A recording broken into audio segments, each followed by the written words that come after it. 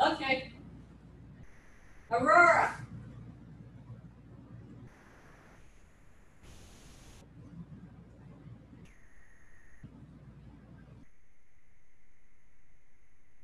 She there?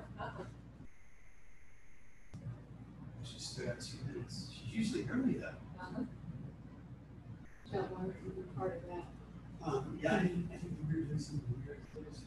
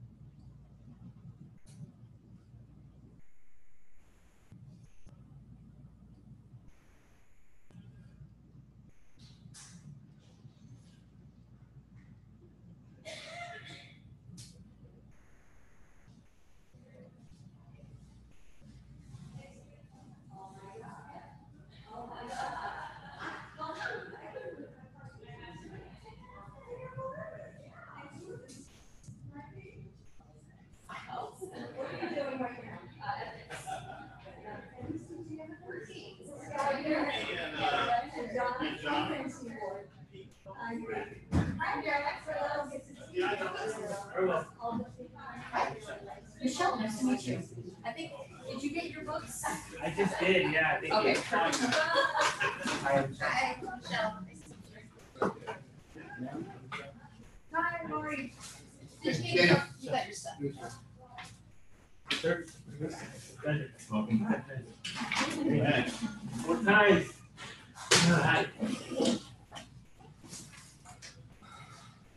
Sometimes it's nothing. All right, Moving forward. now we got Oh, yay. one online. That's Aurora. All right, has everybody, no, Christina has not signed in. Or the hallway has not.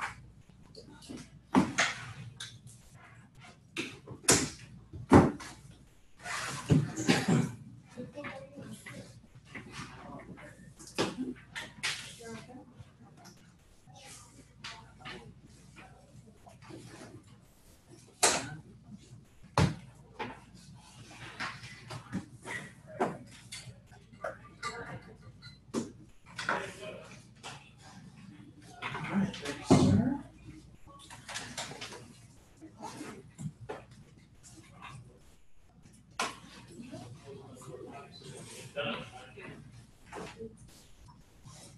All right, who's not here? Anybody not here? Do we have everybody? We got everybody. Where's the sign? Everybody's here? Everybody's here. You signed in, I'll sign in. Aurora's here. Okay, guys, so when we first started, when we finally got to a second year class, Pete and I started doing evidence, and then we came up with a dearth of examples for civil litigation, because both of us are criminal lawyers. So Judge Hop jumped in, and for the last few years has been teaching the class with Pete. Now Pete is a renowned civil lawyer. I'm sure he will have many excellent civil examples for you. What happened to my evidence? Oh, there it is. So, just so you know, a little orientation here.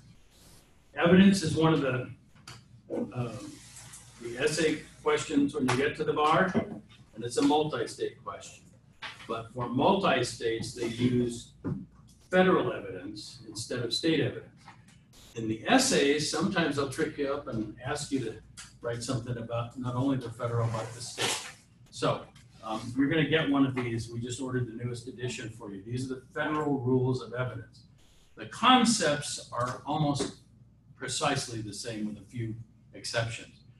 The federal rules numbers are different than the state rules numbers, so you have to sort of get that. Somewhere toward the second semester, I think, we'll get you a copy of the California rules of evidence, because eventually then we'll be comparing the federal rules of evidence to the California rules, because believe it or not, unless you go to federal court, you'll never use this again, because you'll use it for the bar exam and you'll know what it is, but California is where you're going to be practicing. I've had now at least 4 people tell me that's that through a trial. Oh, that's what evidence is, because it's one thing to study this, it's another thing to actually be in trial. So Anise, Isabel, Veronica, and Kelly, and maybe one, oh, Nicole. So 5 people have been in trial, and almost everybody says the same thing. So for right now, don't worry about California evidence, just worry about federal evidence. And of course, I don't have a textbook until they get me another one, but that's okay. I don't need a textbook for it. So this is it. This is the rules of the game. You're going to be a trial lawyer, you got to know evidence. And there's a very basic process that you go through. The evidence sandwich, we start out with relevance, we end up with balancing and probative versus prejudicial. And all the stuff in between is what we're going to learn in evidence class. So I'm thrilled because I loved studying evidence, because it's what you do every day in court. And there's little technicalities that you pick up and you remind yourself of. You can actually catch both the judge and the opposing counsel with the technical things that you otherwise wouldn't know. Pete, I'll let you talk about the syllabus. All right. Well, first things first, you'll notice, I think the syllabus you got has Judge Hop's name. Change that. And so you should be emailing Judge Hop about evidence questions. Okay, but feel free to email myself or Dean Dolan with your questions. Okay? And Anytime, we love it. and the first assignment you're going to get right now is you see our emails. Well, you see my email up there. Okay? So I expect all of you to send me an email that has your email on it, just saying, hey, here's my email.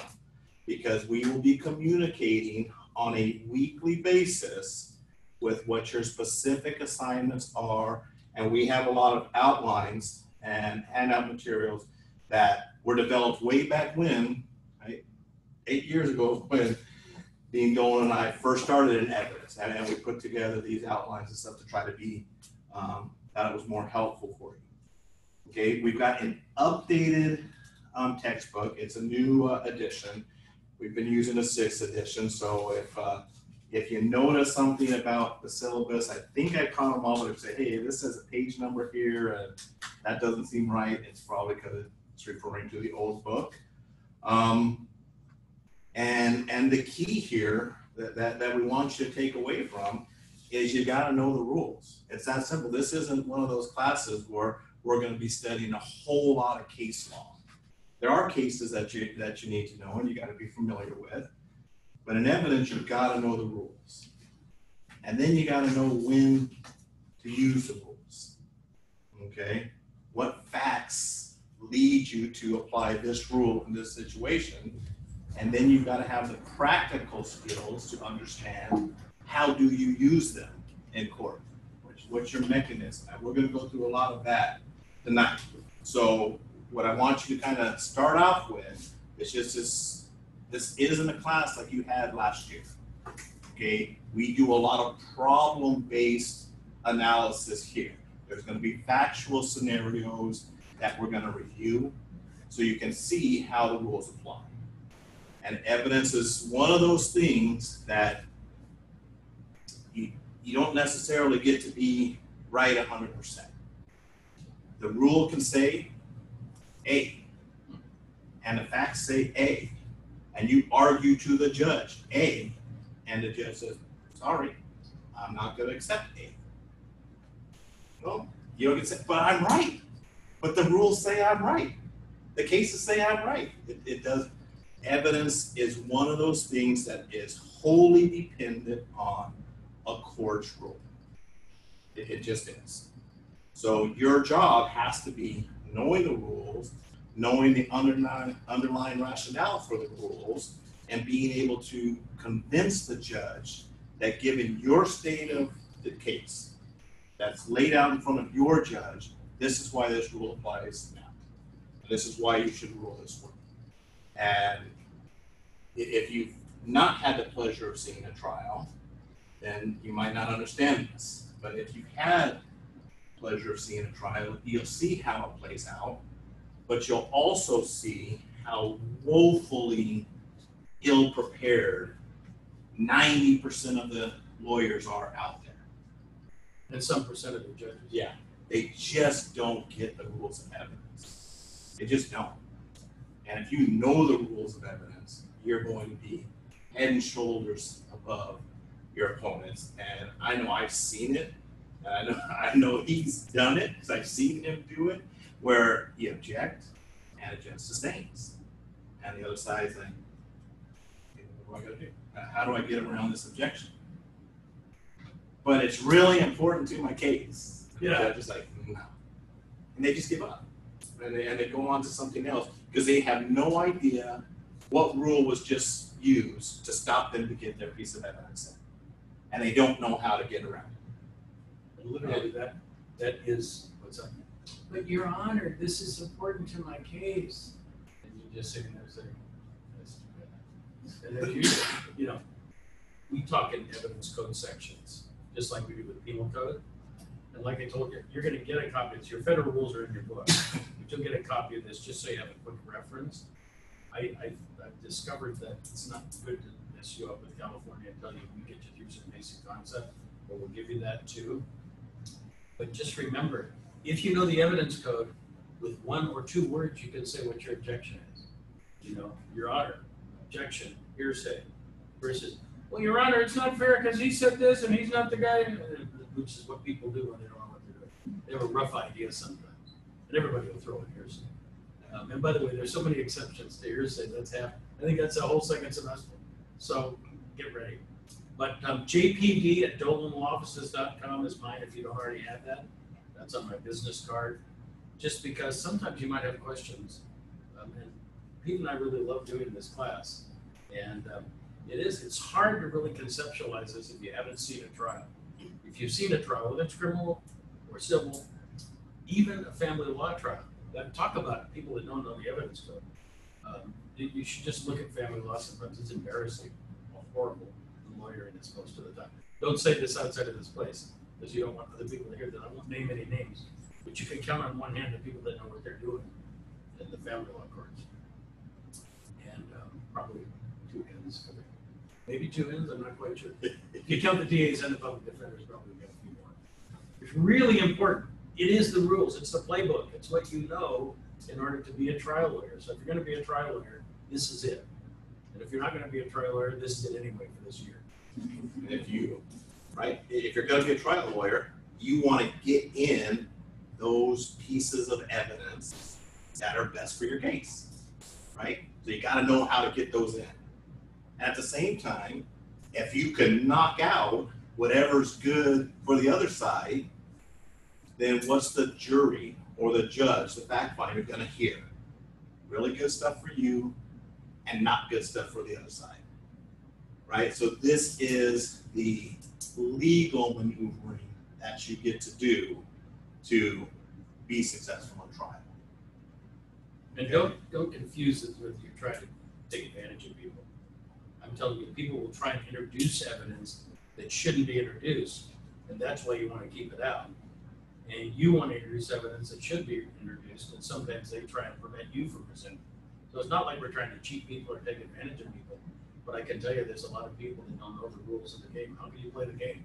You don't know the rules, and yet people go years without ever looking at the evidence code. So, real quick, let's look at page 2 of your syllabus so you guys can have an understanding of how it's laid out. Okay? You'll see class 1. Tonight's 9. Tonight we are covering A, B, C, and D. Okay? That's the material we're going to cover tonight by way of lecture. Okay? Your assignment, not your assignment that you should have done before tonight, right? That was up above with the little star on it. Your assignment is what you are going to do between now and next class. Okay? And then you'll see there on 9-10, we're going to cover all those rules. We're going to go through these chapters. You're going to get an outline. That's something we will email to you. You're going to get additional reading. That's something we will email to you. And then you see assignment. That's what you will do for the 9-17 class. Okay? So you guys all understand what how the syllabus is laid out? Make sense, Aurora? You're good? Okay. For some reason, it's confused people for years. I thought that was the assignment for last one. Okay. Well, now you know it's not. You're ahead of the game. Yeah, have you done all that? Okay. And here's what you're going to see. For example, if you look at the assignment for tonight, down at number 5, it says problems 2-1 and 2-3. If we give you problems, it means we absolutely 100% are going to cover those problems. Okay, and those are problems in here. There are literally, by the time we finish this class, there are going to be hundreds of other problems that we're going to do. Okay, and we expect your participation. We expect you to be able to go through those problems with us. This means 2-1 and 2-3. Make sure you do it and put some thought into it before you come into class. Okay? 2-2, we may well cover, but it's not as important. You don't have to sit there and spend half an hour going over it. It means we'll go through those other problems together in class and hopefully help you see the importance that you draw out of it. Okay? And I can just tell you, having done this for so many years, the number one thing where I see people having a difficult time is not that they don't know the rules, but they don't know when to apply the rules.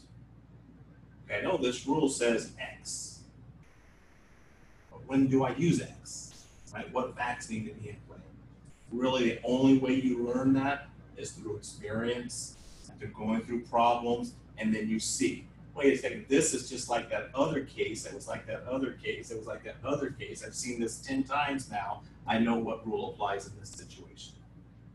Okay, so this isn't we're going to read a whole bunch of cases and say, here's the issue of the case, and here's the rule, and what's the conclusion.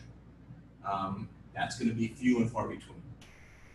Okay, this class is about going through those factual problems, and there's a lot of examples in here. Okay, and the examples are all they're italicized.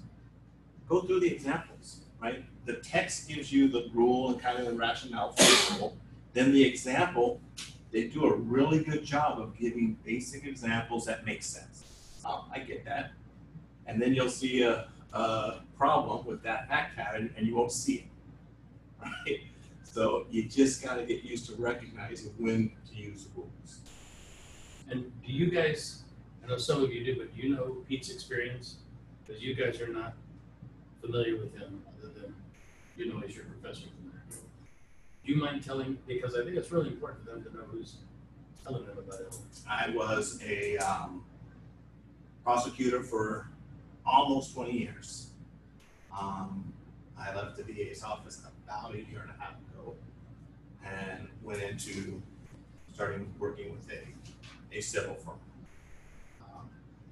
So I'm new to the civil world, but I had 105 jury trials as a prosecutor, and my last 12 years there, I was on a homicide team, and then the last 3 I was a supervisor of the gang and homicide team.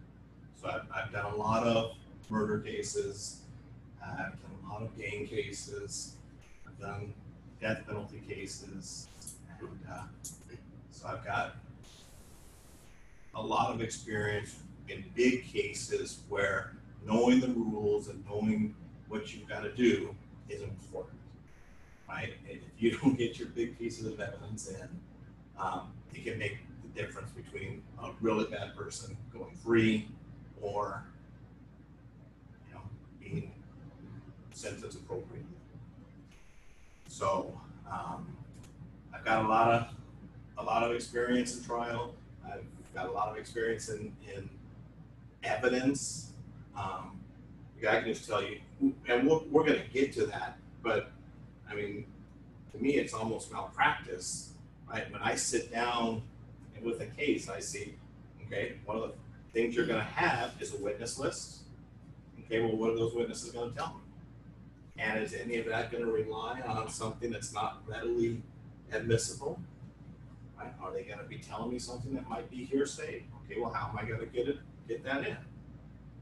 You research it, right? You get your rules, you get your arguments, and you're prepared. And you're going to have an exhibit list. And here's all my exhibits that I want in. Okay, well, how do I get them in?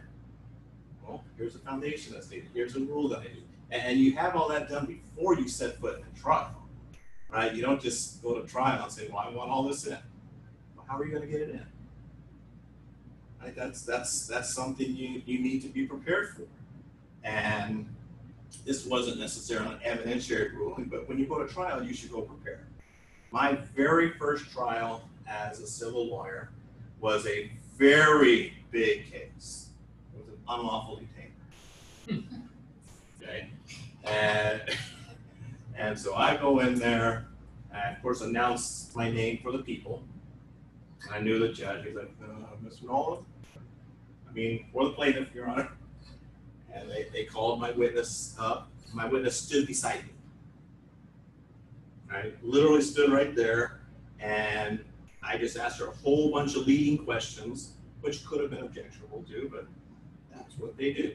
And so I had seen a couple of lawyers do it before I got up there, and I said all the corporate things. I own this property, and we've got this contract. They didn't pay me rent, and kick them out.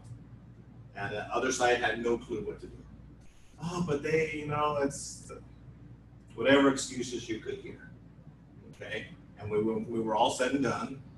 I said, oh, and we also want, this much in rent, this much in interest, this much in penalties, and I want this much in attorney's fees. Mr. Nolan, what's your authority for the attorney's fees? Right? If I hadn't been prepared, because my 20 years as a DA, I never got attorney's fees.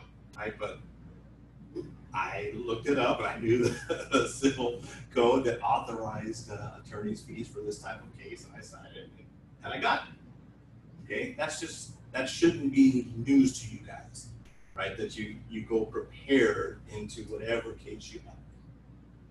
Okay, so I do have this much civil experience. I'm getting more every day, but I do have a lot of trial experience. And of course, I don't even know. Are you 4 digits now in your trials? No, what I've been, it's about 250. Now, I know a lot of people just keep copious notes on every trial they have. I just put it out of my mind last time. But I would say about 250 if you average 5 or 6 a year, 40-some years. So I mean, we've got 350, 400 trials, and I'm telling you, there is the part about law school where you have to learn rule statements and all that. And then there's the part about being a lawyer where you have to just do it. And there's nothing like actually working the evidence code in trial to help you to understand it. It doesn't really sink in. We're going to try and help it sink in as much as we can with you, but you should go watch trials and see what happens. One other thing I should mention, and Pete lightly touched on this, it's not just do you know the evidence code, it's when is it a good idea to make an objection, because you can object to almost every question that some lawyers ask, but you could be there for 3 years on a 3-day trial. So you have to be careful about that.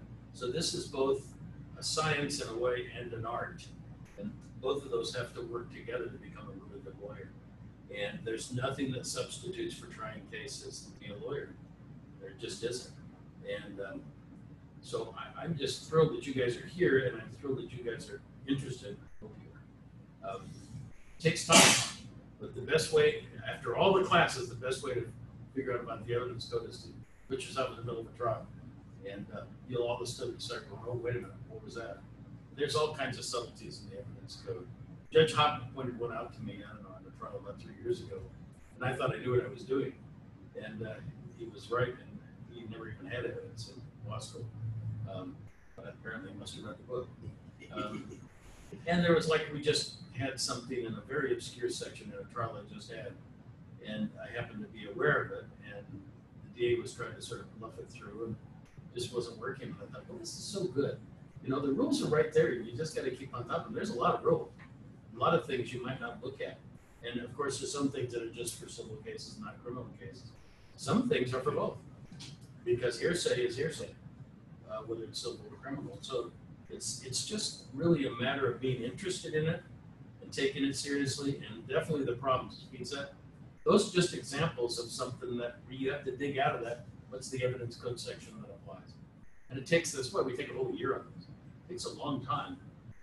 And when you get done, you'll be ready to go learn what it is when you go to court. But at least you'll have that under your belt. And like I said, it's the federal rules that are going to be on your multi-state. So you got to know those. They normally don't, in the multi-states, give you actual federal rule sections like 403 or whatever. But they do ask you, and there's a slight subtle difference between how the federal courts interpret certain kinds of conceptual stuff and how the state does. It's not big, but there is a difference, and you need to know that. And then, like I said, you get to leave this class with a copy of your own evidence code, and then wait 2 more years and then go out. By the way, you qualify to be certified law clerks as soon as you finish this year. So if you have evidence and civil procedure and everything else that you've had, you can actually apply to be a certified law clerk. And I would encourage you to do this. If there's any way you can hook up with anybody, even if you're just volunteering so that you can go to court and sit in court, is definitely worth it. And you're gonna hear us talk a lot about trial. Okay. because that's where primarily the evidence code applies. Okay, you'll have pretrial motions, and you'll see when we get into the rules, they'll tell you, well, the rules of evidence don't apply to your pretrial motions, right? And you might go to a probation hearing and it'll say, well, the rules of evidence don't apply. So when you start citing evidence rules and objection hearsay, this is a pretrial motion. If you know the rules, you know hearsay doesn't apply to your pretrial motions. When it's going to apply is when you're actually presenting your case. Okay, so that's why we're going to start tonight with a couple of things. We're going to give you an overview of the trial process, assuming not all of you have experienced this, right? Maybe you have seen something on TV and you kind of know the process, but it's different. It's different in real life. It's a lot slower, even though when you're there, it seems like it's going quick. Okay. But one of the things we want to kind of keep you in mind is your most useful tool in trial is an objection, right? If you want to advise the court, I think what the other side is doing is wrong, you have to object, right? And you have to object, and you have to give the basis for your objection, okay? Sometimes somebody will just object, objection, Your Honor, and I've had judges look to me and say, right, the other side will object, and they'll look to me, Mr. Nolan, well, what's my response? I have no idea. What's your objection? Right? Are you saying this is hearsay? Are you saying this is a lack of foundation? Are you saying this is leading? Let me know what your objection is, then I can let you know what my response is. Okay? That's a mistake on the court, right? The court should have noted what the objection was. It should have asked him, what's the basis? Okay? So we're going to teach you how to object, how you go about doing it, and you're going to learn how to respond to objections. A lot of judges are real sticklers about this. They say no speaking objections. So you don't get to stand up and articulate, here's why this should come in or why it shouldn't. Here's my objection, here's my rule number, here's my rule name, what have you, and then you go from there, okay? But what you need to understand is objections are, and you're gonna hear us say this time and time again, you have to object one question at a time, one answer at a time, one piece of evidence at a time. That's how it's got to be, right? If I ask a question and the witness gives an answer, and then I ask another question, and then you object, what's your objection? Well, 2 questions ago, you were leading. Well, the answer's already out, right? So it's not a timely objection at that point. Okay, well, you were leading. Well, I'm going to overrule that. Okay, and then you ask your question, you get an answer, and then ask another question. Well, objection, what? Well, he's leading again. Okay, well, you're still late now. If there's an objection to the question, you've got to be prepared to make it when the question is asked. If you wait till the answer's out, right? If you're in front of a jury, they've already heard it. And you can ask the court to strike it and ask the court to admonish the jury, don't pay attention to that, but they've already heard it, okay? So that's how you gotta think about this. It's one question, one answer, one piece of evidence at a time. And what is a piece of evidence? Right? Evidence has a lot of meanings in the trial context, okay? Evidence is everything that you put in, and it's a single thing that you put in. It's a witness answer to one question, and it's a witness's answer to every question. Okay? It's one photograph and 100 photographs, right? Evidence kind of covers everything, so you've got to know how it is you are intending it to be understood. Right? Are you talking about a singular piece, or are you talking about a collective pieces? Okay? And could I add something here? This is really important. And the other day, Judge Hawkins told me I'm the only guy who ever brings this up in all the time he's been a judge. Evidence is not a fact. Evidence is just stuff. Okay, now it's the stuff that comes in. Only in direct evidence, if it's believed, if it has credibility, does it become a fact. Only if it's circumstantial evidence, if it's believed, plus if it's a reasonable inference, does it become a fact. So people get up and say things that aren't true. They lie in court. And they say things that are just crazy. It's still evidence. So the distinction I want you to make for the rest of your life is, when you're in a trial, there's a big difference between evidence and facts. And if you look at the jury instructions, it will always talk about facts that support the elements of a crime in a criminal case, or the elements of a tort in a tort case. And so just be wary of that, okay? Evidence is what Pete said. It's everything. It's all the stuff that comes in. It's one thing, it's everything, it's all that. And all that is like raw material. And your job, a big part of your job, is to show that that raw material is not worthy of being accepted as a fact.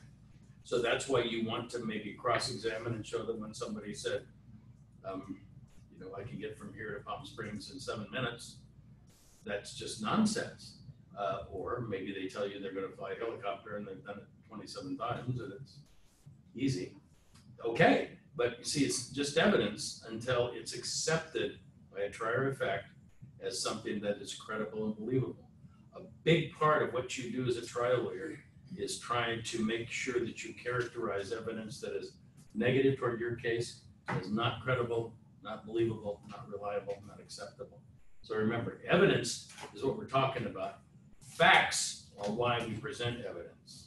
And there's a really important distinction to make in your head.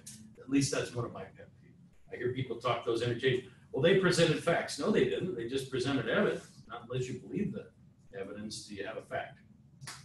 It's only a little pet peeve, but I thought I'd throw it in early.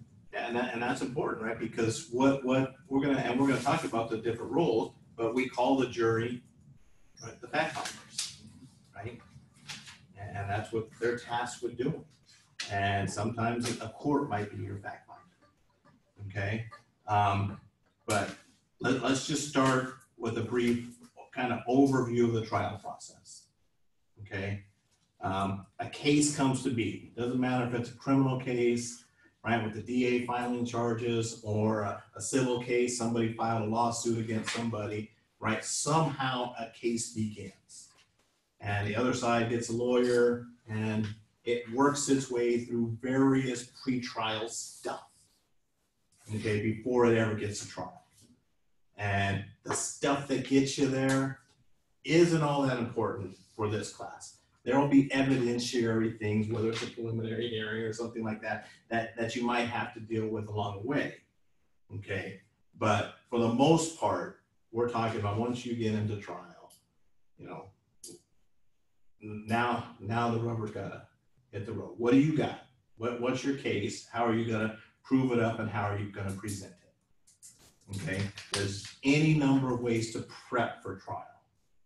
And really good lawyers from all different aspects of legal fields will tell you, here's how I prep for trial. And if it works for them, great.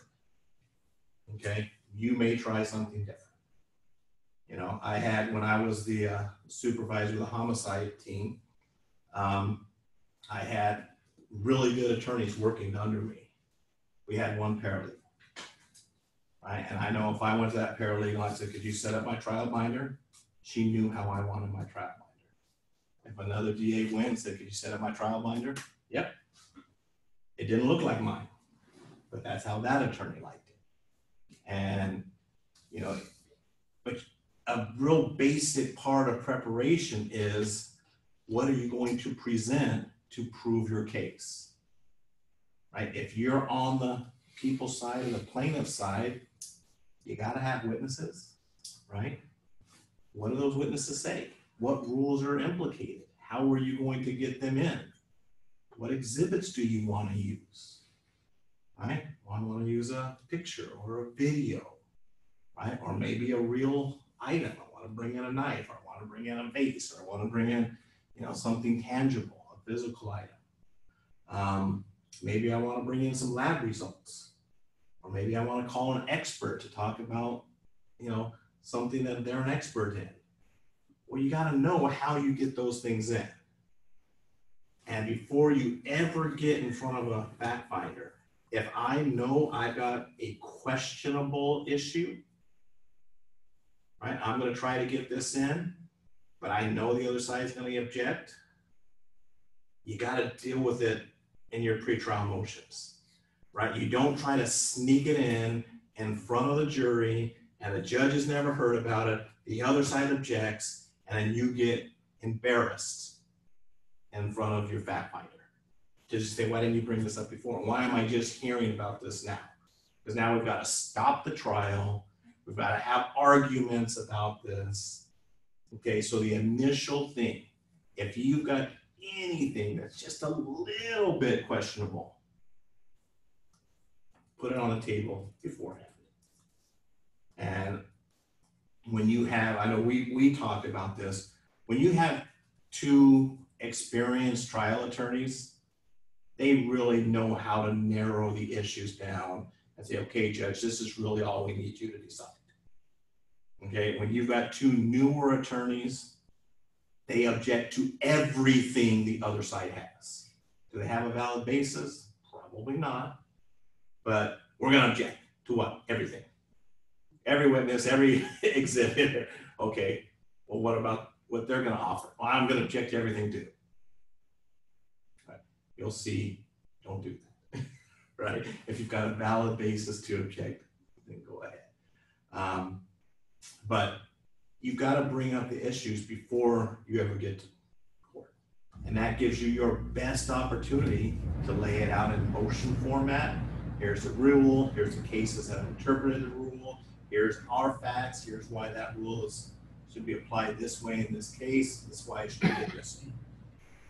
Okay? If you try to do that on the fly, it's not going to be compelling, it's not going to be effective. So before you ever start trial, you should, and I say should, you should know what evidence is coming in. Okay?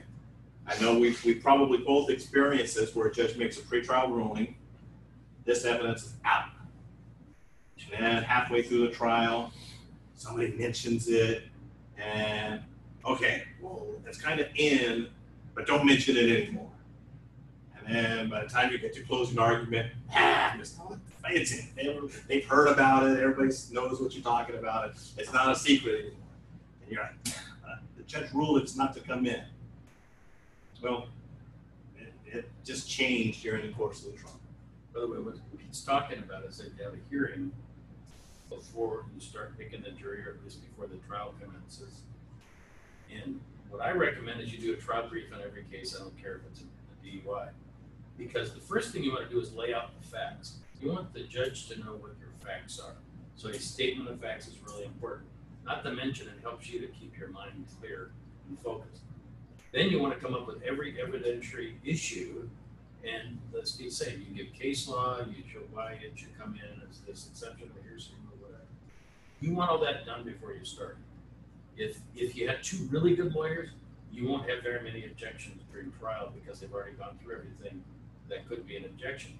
As an example, if they're going to let in hearsay, even though I don't want it to come in, the judge has already ruled, I can object to it, but then when the judge says overruled, it sort of suggests to the jury that you didn't quite know what you were doing, in a sense that it's coming in anyway. Now, frankly, the juries don't know the difference between sustained and overruled, but it really helps because there might be some evidence that's damaging, and you don't want to draw attention to it with an objection. If the judge has already said it's coming in, you want to figure out some way to get around it. So I think if you summarize most of what people and I think about trials, we would say this: get all your evidentiary issues out of the way before you ever start talking to a jury. Because when you do, now you're down to the issues, like people say. Really good lawyers will narrow a case down to whatever issues it is and not have all this extraneous stuff coming in.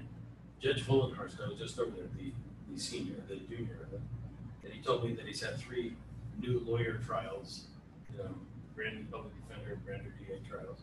And he said, all they're doing is spitting and making noise and yelling at each other. And they're just, they don't know what to object to, and they're personally nasty to each other. And it turns out that none of that has anything to do with the case. That's just because you don't know what you're doing. So people fall back on, well, I don't know what I'm doing, so I guess I'll just be hard to get along. You don't have to do that if you do your homework.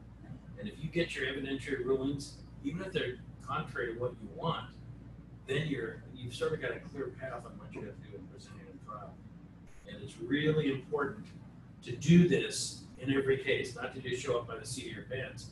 You can't believe how many lawyers are even doing felony cases, and there's no trial brief, there's no discussion, they write it down on a legal pad form to, can we exclude witnesses or whatever. And that's all okay. But I'm telling you, if you want to be a good lawyer, you got to do this first. And this is hard. On the other hand, it makes your trial a lot easier. So you were talking about the parts of trial. So after you've had your pretrial motion and you now know what's coming in, and you now know, oh crap, I had a really good case. This has now been excluded. This is what I'm left with. Right? Maybe you got to change your approach. Right? Maybe you got to change how you want to attack this case. Or you might settle it. Yeah, or you might settle it. It happens. Right? It does happen. But once you have that ruling in mind, and now you know how your case is going to proceed, and hopefully you've given some thought to your case other than, hey, here's everything I got. Now I know how I'm going to present my case. Right? You should have some thought into, well, what if this doesn't come in? What am I going to do? And what if the judge keeps that out? What am I going to do? Don't wait for it to happen. Put some thought into it beforehand, so you're not caught flat-footed if it does happen. And it'll happen, right? You got a great case. This guy admits to everything. Okay, this guy did a video reenactment. How hard is this case going to be, right? I'm going to push play, and I'll come back in a couple days and collect my guilty verdict. Well, I'm going to exclude your admission and your videotape reenactment. Okay, now what am I going to do? Right? You got to think about that. So the first thing you got to do, once you know what case you really have, because the judge has ruled on, these witnesses are going to come in, they're going to be allowed to say this, they're not going to be allowed to say that, here's the exhibits that we're going to allow, things like that. Okay? Once you now have a good idea, you've got to pick a jury. This is not a trial advocacy class, but you're going to hear a lot of things about trial advocacy because they kind of go hand in hand. Okay? You don't necessarily need to know how to pick a jury, but you need to know how important it is to pick a jury and why you go about doing it. So just know that we're going to talk about voir dire as the year goes on. Does the evidence code play a role, not play a role? Sure it does. Okay. Because you're asking questions of the jury, right? That's your first opportunity to leave an impression with the jury. And they're drawing impressions. Do they like you? Do they not like you? Do they like the defense? Do they not like the defense? Do they trust you? Do they think you know what you're talking about? Do you not know what you're talking about? People will object during voir dire.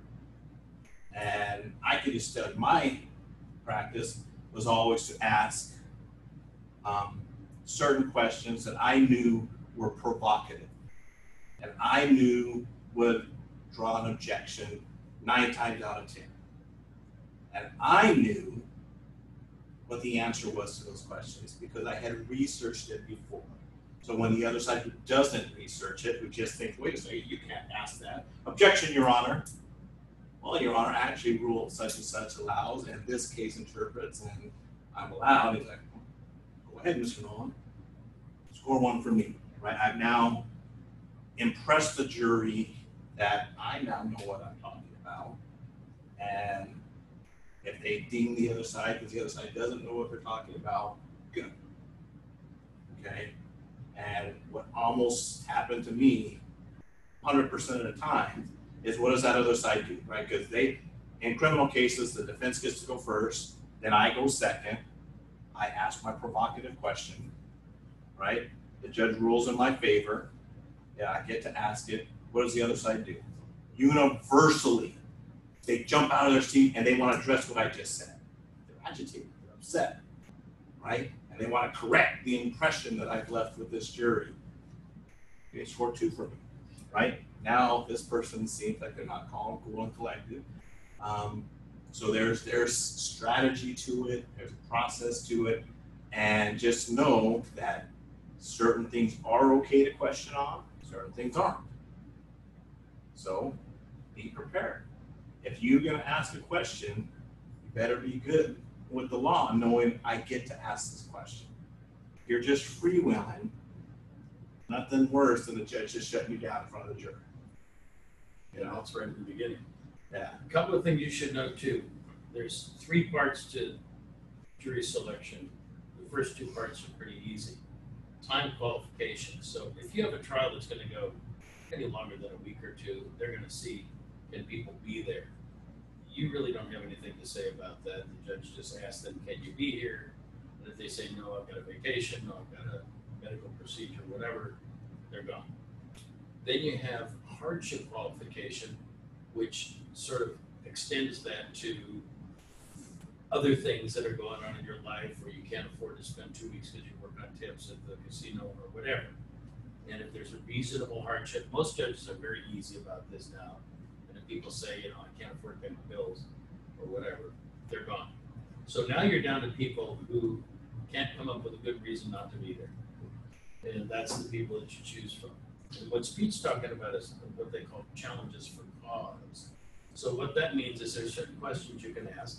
You can ask a lot about the law in the sense, are you going to follow it? And so most of the lawyers will do education on the law and then ask, can you follow this? Because that's one of the things. But there are other things that could be for cause.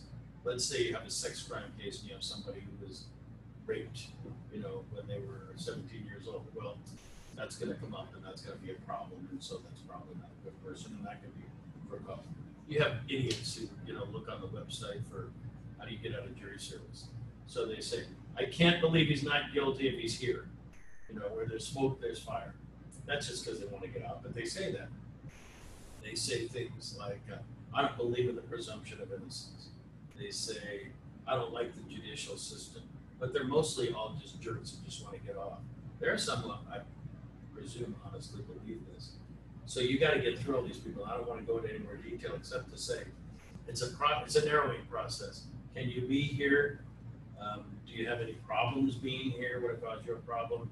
And then, are you going to be the kind of person that's going to give a fair trial to both sides?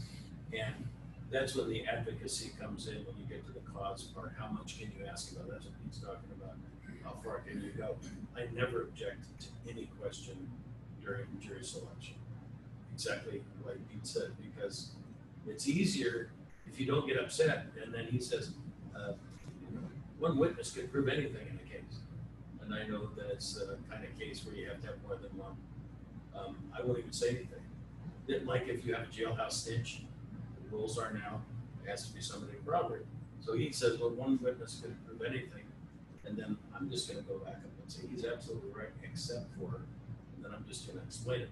If you do it in a calm way, and you do it somewhere in response, because what happens is, we both talk to the people, I talk first, he talks second. Then we start kicking people off, sometimes for cause. Eventually, you actually have a number of challenges where you can just kick somebody off. I think it's 6 in misdemeanors now. It's 10 in most felony cases, it's 20 when it's a life case. So you'll get down to less than 12 people sitting in the jury room, so then they have to replenish, and usually they put another 6 in front, so they put up 7 people. Well, now we go back again and talk to him, so that's when you would bring up the point. If you thought he made a good point, you might want to subtly just say, that's absolutely right, with this exception, and want to make sure you know the exception. And so you're dueling each other just a little bit. If you're getting upset when he's asking the questions, you're losing with the jury.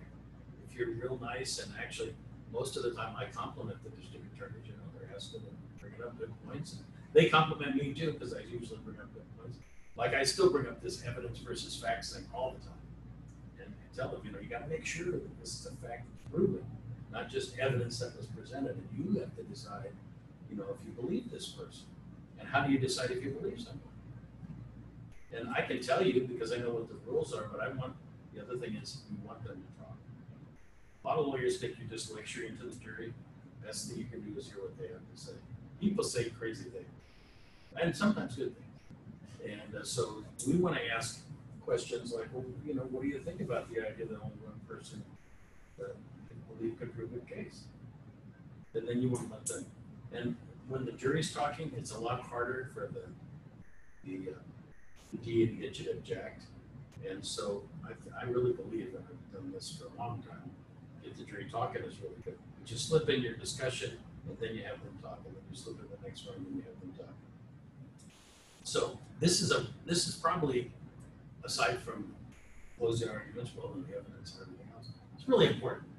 Because if you get the wrong jurors or you don't find out that they hate people who, you know, are Hispanic or whatever, I mean, that comes out, then you really you're not doing your client a good service. So remember, the first part is simple and it's easy. You know, can you be here? Sometimes it takes 2 or 3 days to get enough people who can be there.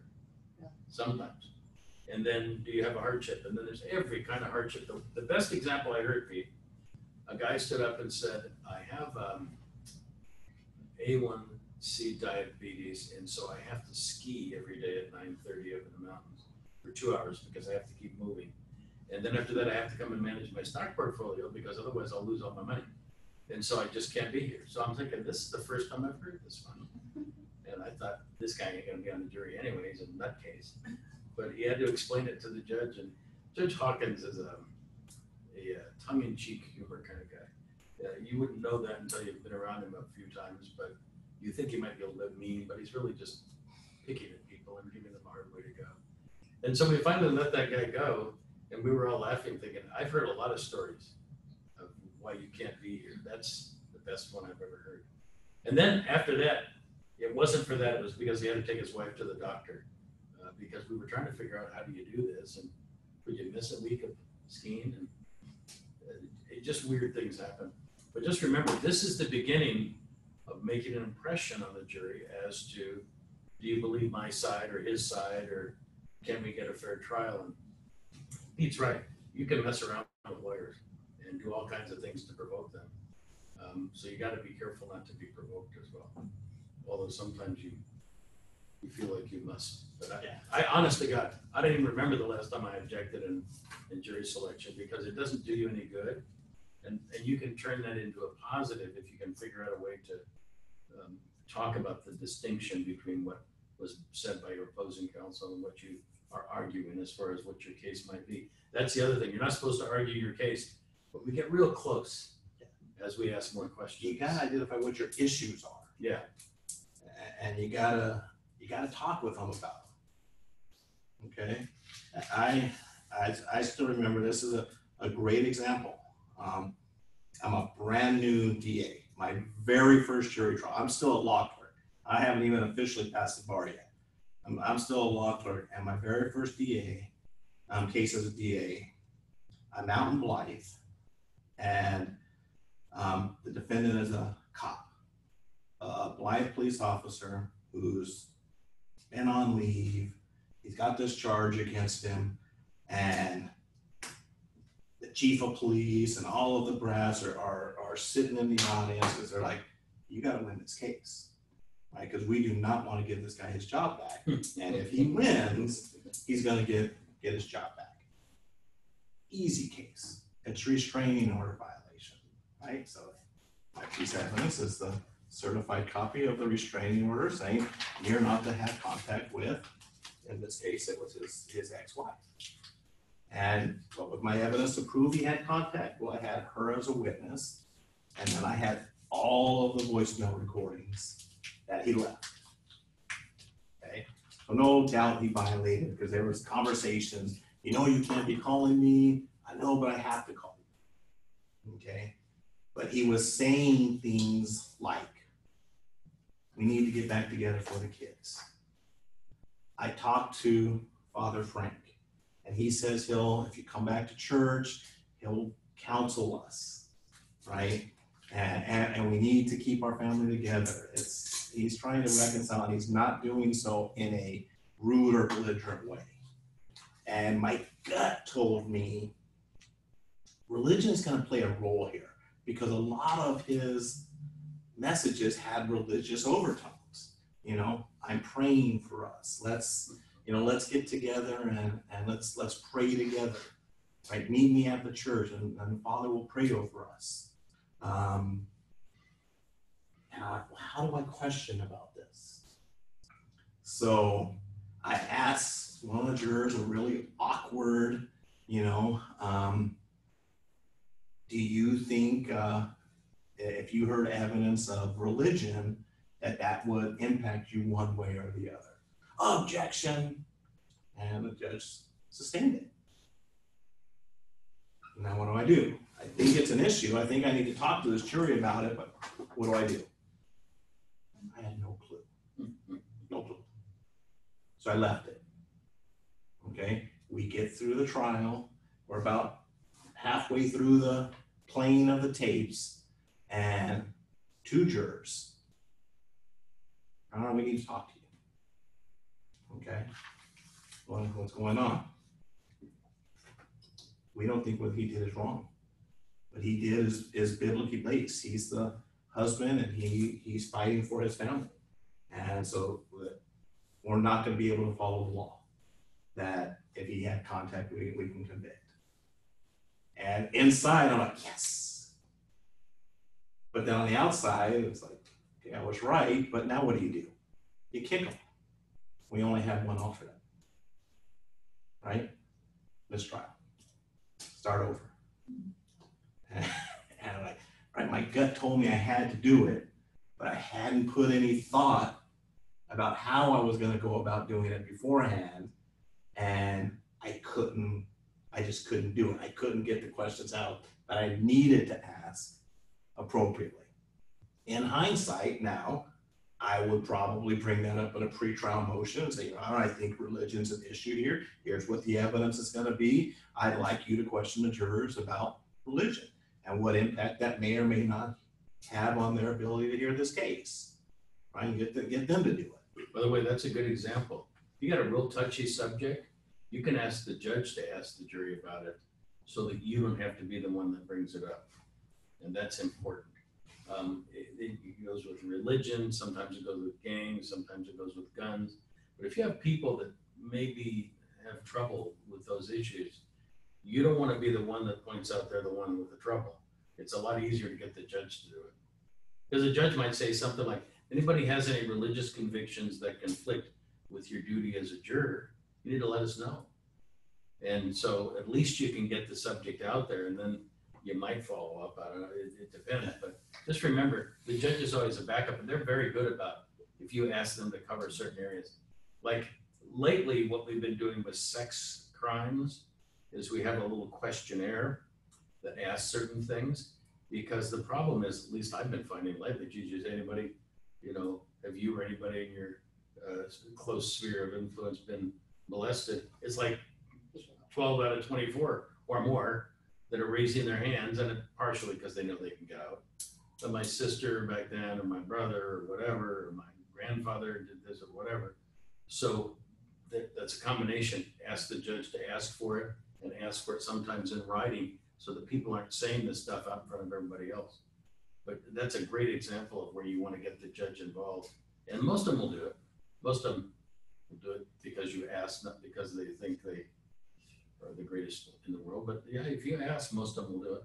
You gotta be the one to bring the issue to them. So you put a pretrial motion, and then you ask if the court would inquire.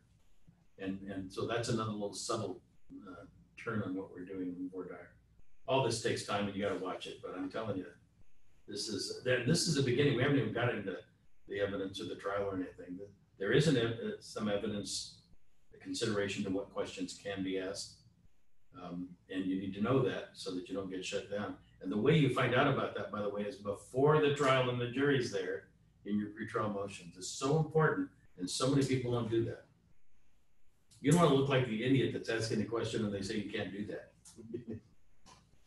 And he was right about being able to ask about it, But the judge didn't know any better, and so the judge didn't know it was coming. And I didn't know how to get around it. Yeah. Right? So whether I was justified in being right that this was an issue we should discuss, didn't help at that particular time around. Ultimately, did convict the guy, and you'll see sometimes you convict people, and whether it feels good or bad or indifferent, right? That's a nice segue into what our roles are, right? My role as a DA was to present this case to this jury to convict it. If I didn't think he was guilty, then the charges shouldn't have been brought. That's simple. Okay, but sometimes you will go and you'll convict somebody, and he'll be like, "Okay, I got the conviction. Now what?" Okay. Well, now what is a judge's decision? Okay, so let's talk a little bit about everybody's role here. Your role as an attorney, first and foremost, is to advocate for your client's position. Period. Okay. You're going to do that in how you prepare the case. You're going to do that in how you present your motions, how you voir dire, how you question your witnesses, what evidence you bring in and you don't bring in. I believe we got some law enforcement, experience in this room, and there are some DAs that believe, well, I've got all these police reports, and these police reports have 20 witnesses. Well, how many actually have anything that moves your case forward? 5 of them. Right, well, who do they call? They call all 20. Right, and they've got, right, the IT person went out there and took 200 pictures. Right, 10 of evidence marker 1, 10 of evidence marker 2, just from different angles. Right, how many of those really help prove your case? Right, not 200, right, maybe 20, but I'm going to put it all in. There's this belief that everything that I got, I'm going to give the jury. Is that being a good advocate for your case? What if everything isn't helpful to your case? Then you should be selective. I'm going to call those witnesses that help me prove my case. I'm not going to call the witnesses that don't help me prove the case. There's an attorney on the other side that if they think that witness is useful, they can call. Right? I'm going to put these pictures in because I think they're helpful. If the other side wants to get in the other 190, they can. Right? But my job is to present as compelling and persuasive a case as I can to convince the jury that the facts that I want them to believe are supported by the evidence. Okay? And if you're on the other side, you're doing the same thing. You're an advocate for your position. And I used to hear DAs say, well, my job is to just present it out, put all the evidence out there, and then the jury does with it what they will. No. That's not your job as a DA. Your job is to lead the jury to where you think they should be. And whether they get there or not, that's their call, right? They have to decide the facts. But you don't get to just throw up your hands and not try to persuade them, right? And if you don't believe in the case, you go to your supervisor and say, I don't believe in the case, all right? But you don't not advocate for your case. And so that's your role. And your role encompasses a whole bunch of things, okay? It goes with your strategy, right? It goes with your objections, right? Like Dean Dolan was saying, there are attorneys who are out there that will object, and object, and object, and object, and object, and object, and object. And you know what they're doing? They're primarily pissing the jury off, right? And if you've got a good attorney on the other side, and they're gonna object, I know how to get around their objections, and I'm going to get around their objections. I'm going to take my time getting around their objections, right? I'm going to take the slow boat around, and then when I'm done, I might even ask the court, Your Honor, is counsel satisfied that I've laid this proper objection, this foundation now? right? They objected to foundation when they knew I could lay it. Okay, now what have I done? Now I've made sure that the jury knows they've just wasted all your time on this. Okay, that's a strategy that I utilize. I'm not saying you have to do that. I'm just saying that's something I do. Sometimes you don't object. Is it objectionable? Are they leading their witness? Yeah. So what? It's going to come in anyway, so what?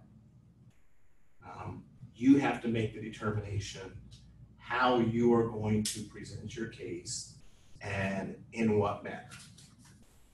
Okay? It was always my experience that the defense attorneys that I went up against that were polite, respectful to all of my witnesses, to the court, to me, hated that. Hated it. And generally they were more successful, right? The ones that came in, I'm going to fight you tooth and nail, they were easy to deal with. Jurors didn't like them from the beginning, but they do it anyway. It's like they didn't learn. That's not a successful strategy for you, but they would do it. That's how they come. They just come in. It's every trial is a street fight.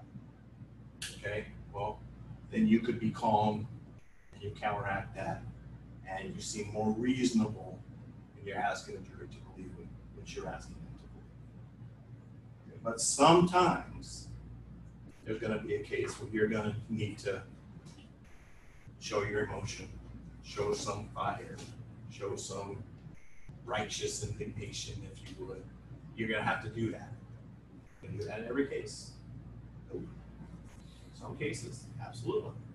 And you've got to use your gut, your experience, and your instincts. Is now a time to do that or not? And you only learn that through going to trial and experiencing.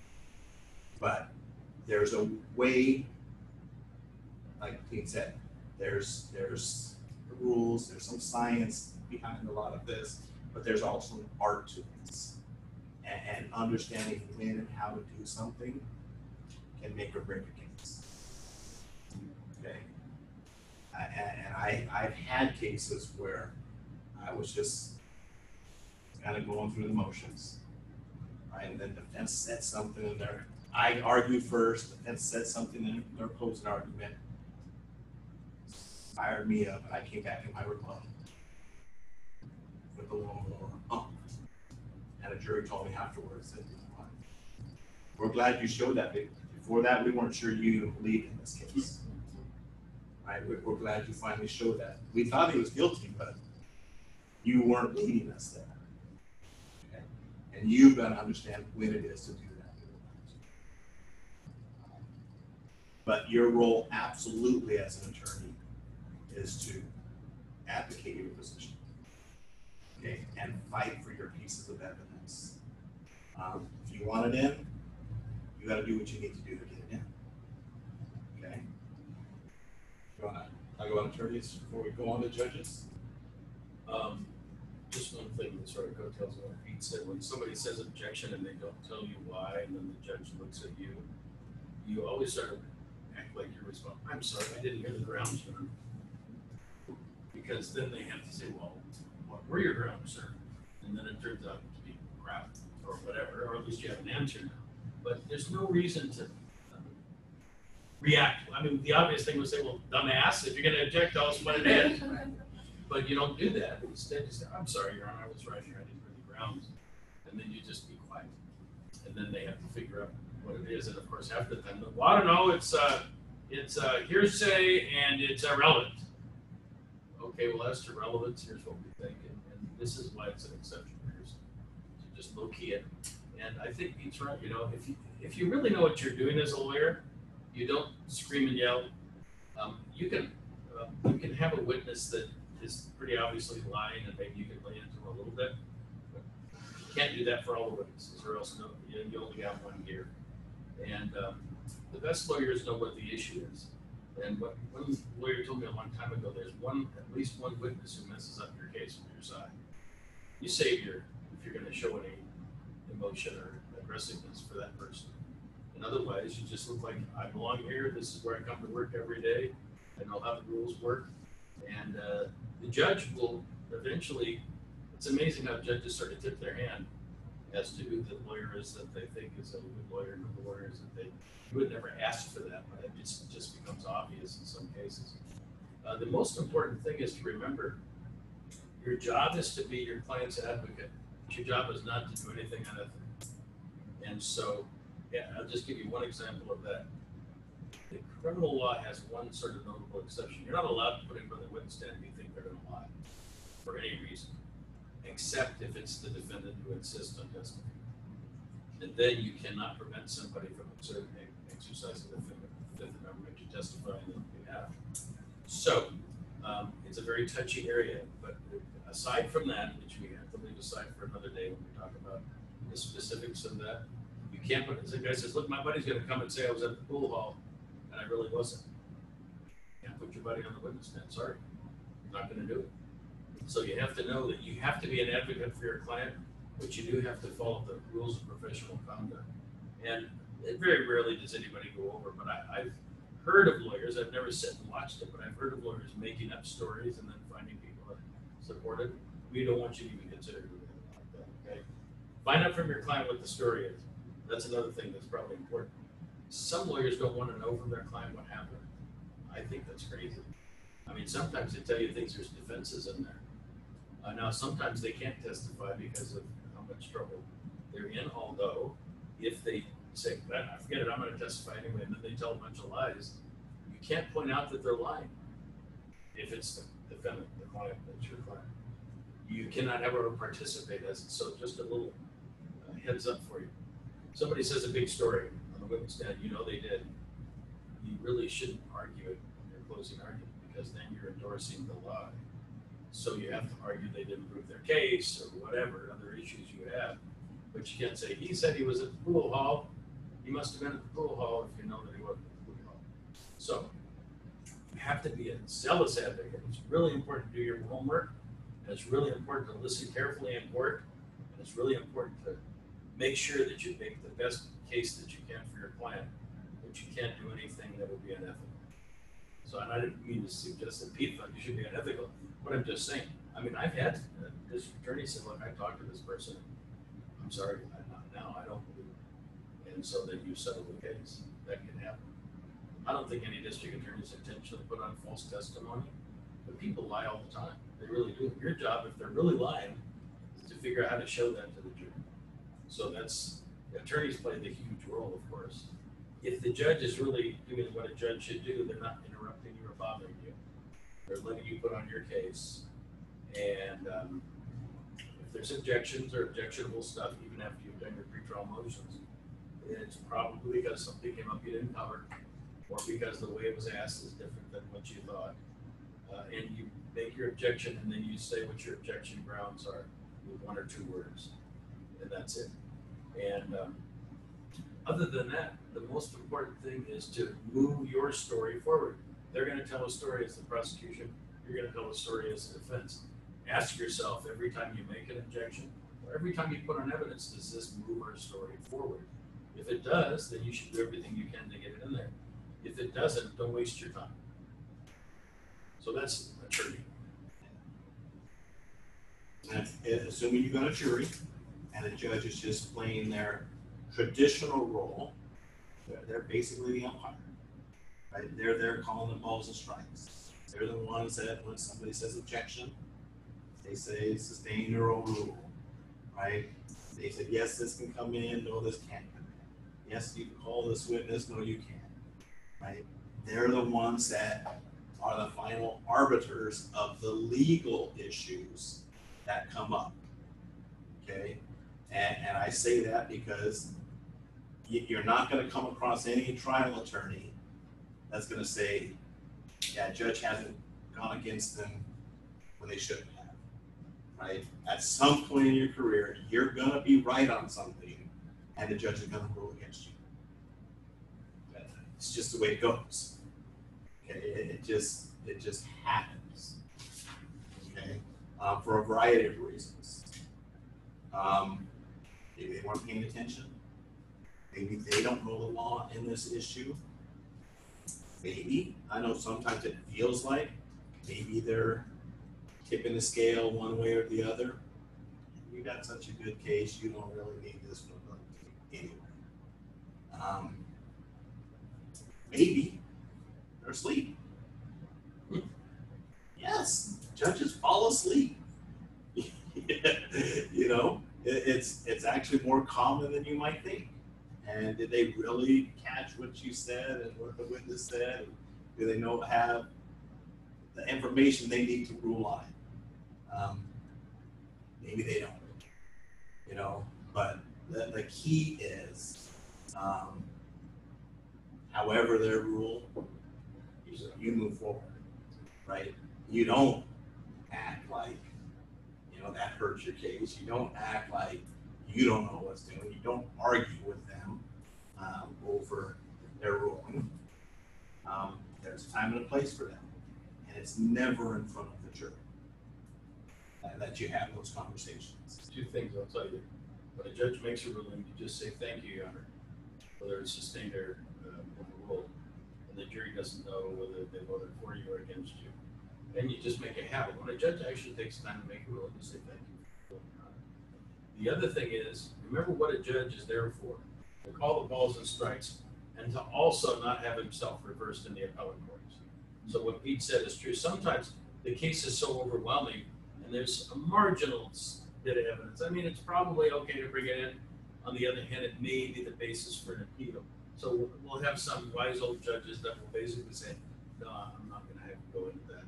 And it's not really because it's exactly right in the evidence code, but they're thinking more about their appellate issues, and since you've got 12 other counts and they're all real good, you've got all your evidence, they'll do that to you. It annoys you, especially with the prosecution side, I'm sure it annoys you. But judges do that because they want to protect the record. And that's partially what they're doing, is protecting the record so that when it goes up for the appeal, it doesn't come back and they have to have another trial. So in the greater scheme of things, it's probably a good thing to do, but it annoys the heck out of lawyers when you do it. Yes. It can be very frustrating, right? Probably because you don't plan for it, right? Your plan is, I'm going to call this witness, I'm going to get through all these exhibits with them, and I'm going to move along. Nobody objects. You know, because you prepared, and you know that objection's not going anywhere, and then it does go somewhere. Okay. All right. I wasn't planning that, but let's keep going. And lastly is a jury, right? The jury's role is to determine what happened, right? Whether you're in criminal or civil, they're going to be given instructions. And the instructions are going to say the people have to prove A, B, and C, these elements. Or the plaintiff has to prove A, B, and C, right? And then you have to determine as a juror, is what you heard, is what you believed, does it meet these elements or not? Okay? And to go back as your role as an attorney, you're an advocate. You should lead them to why you think every element has been proven, right? Why, when you look at this evidence, you reach this conclusion. Don't leave it for them to conclude that. Lead them there, right? And so much of that is unfortunately how we act as lawyers, right? If the jury likes you, trusts you, respects what you're telling them, and you develop that during the course of the trial, they are more inclined to listen to your analysis as to how you're right. If you pull something in the trial, or you're always wrong when you're arguing with the court, or whatnot, you've lost credibility, and when you then ask the jury to believe what you want them to believe, you're not going anywhere. Okay, and that just, unfortunately, it just happens too much. Okay, instead of being smart and getting what you can out of the evidence that's in front of you, you try to score a cheap little point. And that goes all the way up. I had a death penalty case. There were two attorneys on the other side, both very good lawyers, and they had a transcript. And this transcript on line, I don't know, 1 said, and the only person you told X to was Y.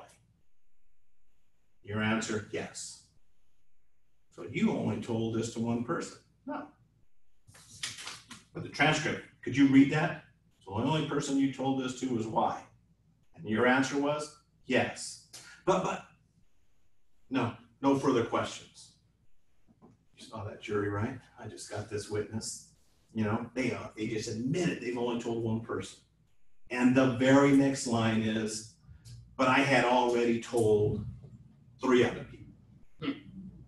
Come on, this is a death penalty case, and you're going to play games like that? That person, that lawyer, had 0 credibility for the rest of the trial. None. Because he tried to play games to score a little point that was not worth scoring. And with this same witness, it happened to be the ex-girlfriend of the defendant. You know, he just went down this list. You did this because you wanted custody of the kid. He was a bad, father. He's a bad person. And you told the police all that, right? That's why you did this. You told them all of this because of that. I'm just sitting back thinking, did you listen to her statement? And I let him go. I did not object. And then when she was done, I was like, when she went through her full testimony, I wasn't going to play her testimony. I was just going to let her testify.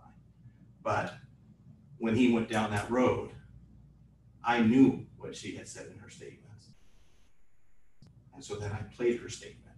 And it was, he's a good man. He's a good father. He's always been there for the kids. He's never been violent. He doesn't do drugs. He doesn't do this. But he did this. And again, just an inexcusable, stupid mistake, right? Death penalty case. Do you think he didn't know what was on that tape? If he didn't know, shame on him. He wasn't a good advocate for his client. And if he did know, to try to play games with the jury, equally as bad. Now, maybe even worse, because now you've got no credibility. And what have you now allowed me to do? Just take this big pile of credibility and just put it right on top of me, right? I'm here, I'm telling you the truth. My witnesses are telling you the truth, not these other guys who are trying to play games with you. You know, it didn't take long for that jury to convict him, right? And how much of that was the poor job that this one attorney did versus how strong was the case, who knows? Right? But he definitely didn't help his client doing that. So the jury's job is to determine what the facts are and whether the law that's laid out has been met. And let me point out, please remember, just because there's evidence doesn't mean there's a fact that's proven. You might have a big argument about how Mary Jane said this, this, and this from the witness stand under oath. The problem is Mary Jane's credibility is defunct because she has 12 felony convictions. She was on heroin at the time she testified or whatever. So what you want to do is make that contrast. If there's evidence that kills you in trial, you have to figure out some way to hold it up against the standard of what evidence you should believe or not. There's like 22 different things they tell you about to evaluate a witness. And you want to be able to make that contrast.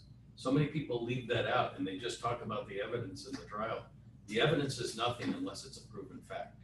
And of course, we're back to, you're at the end of the case now. But just remember, the only reason to present evidence is so you can say it proves a fact. But you have to go to the point of proving the fact. And you have to make sure that the person who proves the fact is a person that should be believed, is credible. And there's plenty of people that will come in and testify and lie. There's also people who come in and testify that are telling the truth, but they're just not worthy of believing. And you got to be careful on that. So, and then the jury decides facts. So it's always important to remember, they don't decide what evidence is. They decide what evidence they should accept as a fact. And the end of that conversation is, if you can't find it to be a fact, you can't consider it. Really important when you're trying to get the evidence positioned for facts in order to argue one side or the other. So this is all preview stuff, but I just want you to know that's what we're doing in court every day. You guys got questions about the respective roles and what you're getting yourself into in this class? I had a quick question. Is there a typical time span or space of time between the pretrial motions that you were talking about and then when the actual trial is? Like, how much time do you have in between? It depends what the type of case Okay. it is, but generally they're right before trial. Okay. Okay, so if it's a DUI case where you're gonna be done in a day, 2 days tops, you're gonna do your motions. As soon as you finish, they're gonna bring jurors in. Okay, and you're gonna go same day, right after. And you should say, sometimes you have so many pretrial motions that a judge says, look, we're gonna bring the jurors in and start this time qualification or hardship. Don't say anything about these issues. Or maybe they might even say, I'm gonna get to these issues after we talk to the jury, so I don't want you to talk about X, Y, or Z that's in the pretrial motions. So the answer is, it could be as short as an hour. It can be as long as 4 or 5 or 6 days. I was wondering because, you know, when you say you lay out any kind of questionable evidence, and so if the judge throws out something that you were kind of guiding or hoping that you could lead your case with, and how much time would you have to? Yeah, you have to read the record order. it, so, Well, and like It you never said, seems many like times, yeah. many times a deal takes place because some evidence is not coming in that you thought was coming in. And you have to always be ready for that too. So, any other questions? Let me make one last statement. You really have to love doing this because it's a lot of work. But if you love doing it, it's not nearly as hard as if you didn't like to do it. There's, I don't know what percentage of lawyers never even go into court. And then I don't know what percentage of lawyers spend most of their time trying to get out of trial and not ever have a trial. And then there's a small group of lawyers who spend time in trial on a regular basis. And it's a really weird place, because if you think of all the people that are lawyers and all the people that are citizens, how many people ever actually are in a trial? And that's what our whole process is all about, is teaching you how to be in a trial. So remember, you're in a very rarefied atmosphere. And eventually you get comfortable with that, just like you would if you were making hamburgers at McDonald's. Eventually you know how to make hamburgers. Well, eventually, if you work at it, you know how to do a trial. And then you got to remember not to get lazy, because getting lazy, I think, I can't remember one trial I didn't make some mistake in. I try not to look like I made a mistake when I do, but it's always a work in progress. But if you love being in trial, then it's worth it all. Very, very fulfilling. You know, it's a lot more. And now I've seen it on both sides. You know, I've had a couple civil court trials, and your client's so happy, right? You win, and they really feel like you've done something for them. And when you do a trial, and I gotta imagine it's regardless of which side you're on, you know, and you do a really good job, you feel good, and the results don't matter, because the reality is, I know if I've done a good job. If the jury comes back and says something different, now I may need to look and say, well, could I have done it differently? How could I have changed things? But you know when you've done a really good job, and you also know when you didn't. And sometimes you'll win a case you shouldn't have won, right? Because you didn't really do a good job, but nevertheless, the jury voted your way. But it's very rewarding and fulfilling. And I've done some other stuff that just seems like, oh, this contract looks good, and here you go. not all that fulfilling, you know, settling cases, you know, happens a lot of times. You know, going to trial is a lot of fun. And we have a lot of stories, and you'll get a lot of them. You'll hear a lot of them. You'll hear a lot of them, because that's, you know, we've got stories to illustrate just about all of these rules that have come up at some point. Well, this is all part, the tradition of trial practice, you know, came from England, and the barristers all, as part of becoming a barrister, have to go to so many dinners with the old boys in the various ends of court, and they sit around and just tell war stories. That's part of the learning process, is just, I had this case once, and sometimes you'll remember it, sometimes a little technique that you can pull out. But this is intended to be a combination of all of that, as the tradition sort of evolved over the years. And Pete's got a lot of stories, I got a lot of stories, and they hopefully illustrate the points we're trying to teach you. You have to collect your own collection of techniques, and every time you do a trial, you should pick up something. And when you do, eventually you'll have a whole bunch of things that can be used depending on what comes to trial. So in a way, it's an organized process, and in a way, it's on the tip of your toes most of the time. And it's a combination of the two that you know, you get a little motivated in the sense that you really want to make things right. But I think Pete's right, and especially from the defense point of view, you have to know that you did everything you could, and because we, you know, if we win 3 out of 10, or even have a positive result in 3 out of 10, you're batting 300. That means 7 out of 10 times you're getting beat in the head. So you got to know that you did what you could do. Sometimes you put on a trial and you've done everything you can, and the person still gets convicted. That's the way it is. If you really did everything that you could do, if you really worked and made sure that you pulled every angle that you could that's ethical, then you just say, okay, that's why I don't know how many trials I had. Somehow I learned really early on, when it's over, it's over. I don't need to count them up.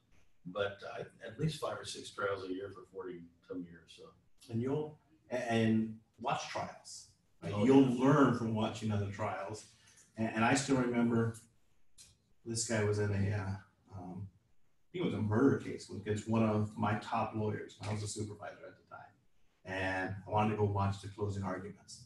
I missed the opening argument. So I didn't get to hear the DA's argument. But I heard his. This isn't good. This isn't good. I mean, I knew right there, I was like, this isn't good. And DA got up and tried to rebut.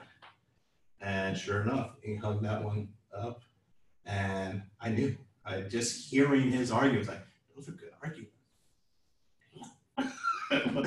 what do we have to argue? You got to be very creative in many cases. But that's part of it, you know, being creative. When you see something, you got to figure out how to turn it around or do something with it. Yeah, and give the jurors something to hang their hat on. Exactly. You know, if you do, they'll hang it. You know, but you gotta let them. You gotta give them something. So before next class, you're all gonna send us an email. Yes. Right, so we have your email. Right, you have you'll go through all the rules there, chapters 1 and 2, and we will send materials to you via email. And when we go in, we'll start going through the rules. Just something I just want you to note real quick. This is a building block class, okay? So when we ask you, hey, well, what are your thoughts on this? What type of objections can you make? You shouldn't be saying, oh, well, I would argue hearsay, right? Hearsay's next semester, okay? Focus on what we're asking you to focus on now. Use what we give you now and build on it. We're not going to test you on any rule that we haven't covered, okay? So we need you to see how it plays out, and you'll see what you learn first day, you're going to use in your final next spring. You will. It just builds onto that. You're learning the most basic foundation type rules first. We're going from there. You should have, you have the federal rules in the back of your book, but we'll give you one of these so that you can carry around with you. Like I said, mine's a little old 215. We'll get you the 219 version. And honestly, if you can remember the concepts, you don't have to remember the numbers. For us, going through the numbers helps us to relate to them, but it's the concepts. The concepts are the same in California as they are in the federal system with some slight modifications. But it can't hurt you to know, which one is relevance and which one is probative versus prejudicial and all this stuff in between. And it's all, this is it. This is the little book of federal evidence. This is it. And this is how every federal case is tried. This is a little more complex. It's California evidence. Although honestly, Because we think we know more. yeah, actually it would all fit if they took away all the dictum stuff that they put in there. So we'll have this for you next week.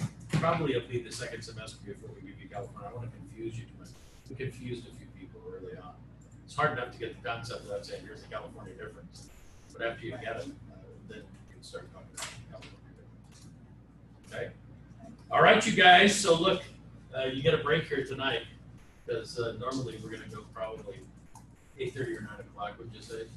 But now you know what you have to do for next week. And this assignment thing, it only took me 3 years to figure it out. So when it says assignment, that means for next week. I was even confused for a long time. What's the Wi-Fi password? I wish I knew. I think it's 2016. It's CDTA 2016. Yeah. Is that what it is? Side does that, and I wish I could answer your question. I did not. Michelle. So, all right. So, I guess we'll see you next week. By the way, all of our classes are archived. I'm not quite sure Side is redoing a few things, but you can go back and look at the classes if you want. Now, you probably don't have enough time to look at the class as well as do your homework as well as on the class. But just in case there's a class, like when we get to a certain concept, like character evidence or something, you might want to look at it again. You're welcome to do that. Usually he gets them up by Saturday so that you can see it the following week. All right. So nice to have a civil lawyer.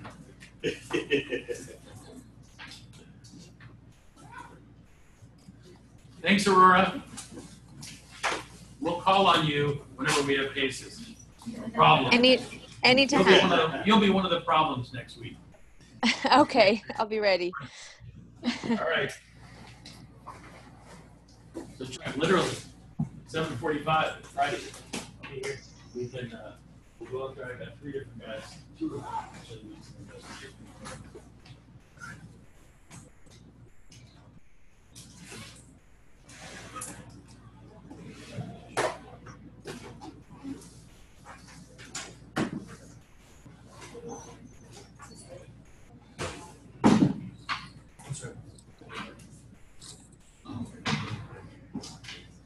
Thank you. I'm sending my email right It's now. okay. Thank you. All right, email sent. I am.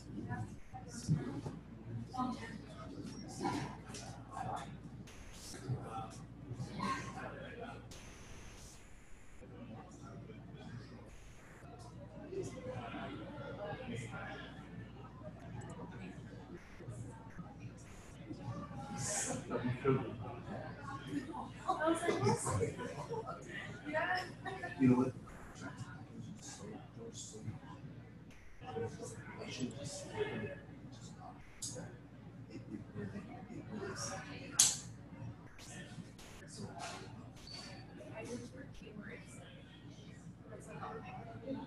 And I didn't think it was gonna help me at all, but yeah, it did help. Just like how Barbara said.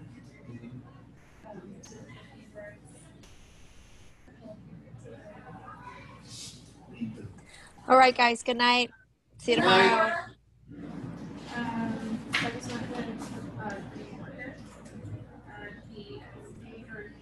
certificate and do at least only 10 meetings per night.